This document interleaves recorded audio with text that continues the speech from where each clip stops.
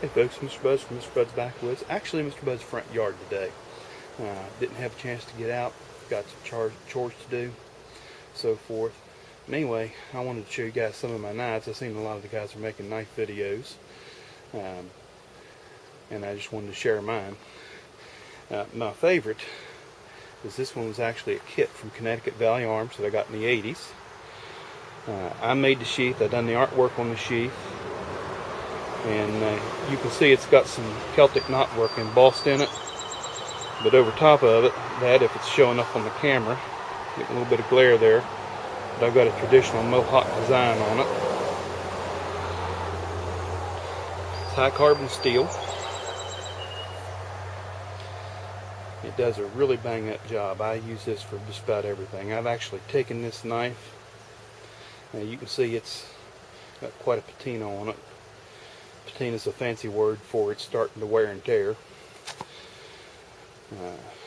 I've used this for just about everything. I've had this since the mid 80s, and when I was a kid I used it as a throwing knife.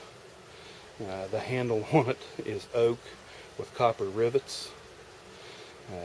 Darn near indestructible. It's got a razor sharp edge on it.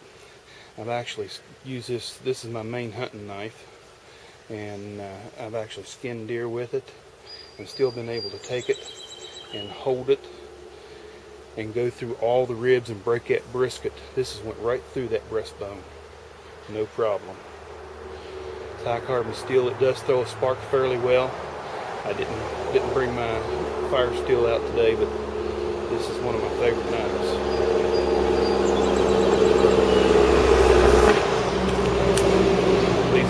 Trucks, like you've got a choice. Okay, my next favorite hunting knife is my buck, and I'm not sure what the model number on this but this is my buck knife. It stays sharp, got a good thick edge on it. I use that for butchering, chores around camp, that sort of thing.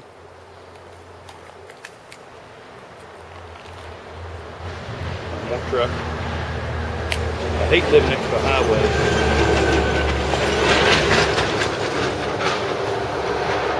Next one is another Connecticut Valley Arms. And this was one of my first knives, one of my first sheath knives, and you can see I've got to do some restoration on it. But that's the CVA Bowie, and you can still see this is actually made in Spain. You can still see CVA Spain, I hope, if it's not throwing too much of a glare. Again, high carbon steel. They call that a false edge, but it will still cut some materials. Good for butchering. I do a lot of butchering in the fall.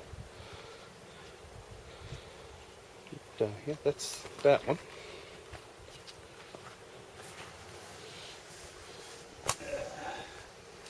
Next is my flea market kook, and I got this was a cheap knife. I paid $10 for it.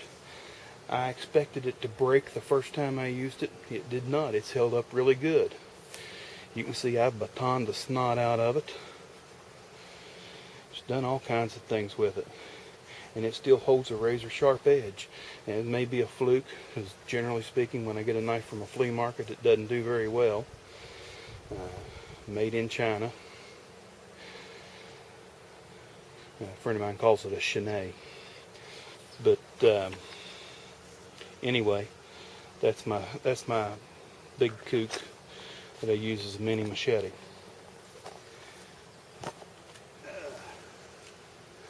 For my EDC, most days you'll see me with my Cobalt tools. Again, it's a good cheap knife, general purpose, half serrated edge. I really don't like the half serrated edges, but when you need one, you need one. They're hard to sharpen. Anyway, What I really like about this one is the little general purpose razor knife. I use that more than anything else. And if you go to Lowe's for about $5, you can get a pack of these gold colored replacement blades for it. That's titanium. I've actually been carving copper with this one on another project I've got going, and it still held up pretty good.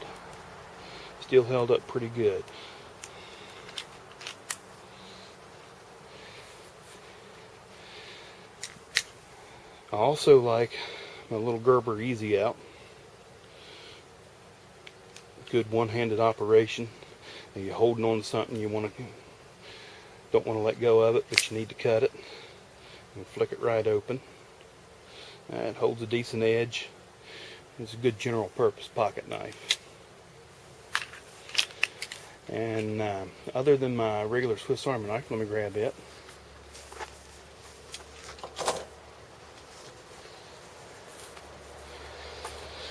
And I know there's specs and model numbers and all kinds of things, and it's a Victorinox Swiss Army knife. My brother got it for me. Got the flashlight on it. Everything you expect to find on a Swiss Army knife, including the cork and toothpick and tweezers. But that's my general purpose knife. I work in an office building, so this is the one I usually carry every day. And it doesn't frighten people that much, so that's my knives. Thank y'all, and y'all have a blessed day.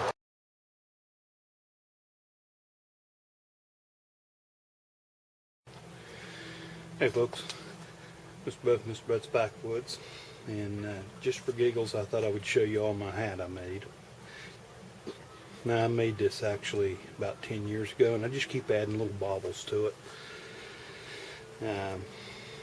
Everything here has purpose. Sometimes the purpose is amusement, but got my turkey feather and my crow feather. There's a bird point that I made. Here's my compass. You can see that, that's a bone needle. Made the bone needle. I made that arrowhead, another little bird point.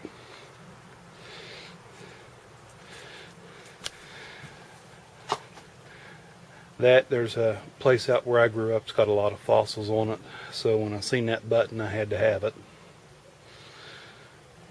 Official tour guide. And one of our local serpents that got too close to the house. So I know a lot of guys are offended when you kill a rattlesnake. There are no shortage of rattlesnakes on this hillside, and out in the woods I'll generally let them go, do their thing. They're good pest control, but he was close to the house, and that was too much like having a landmine in your front yard, especially with little toes running around. So that's where that come from. Yeah, I thought I'd show you all my goofy hat. Y'all have a good day. Something else I had forgotten was in that hat. Take the feathers out and lay them where they don't get broke. Down in the hat band, let's see, some Strike Anywhere matches. Y'all have a blessed day.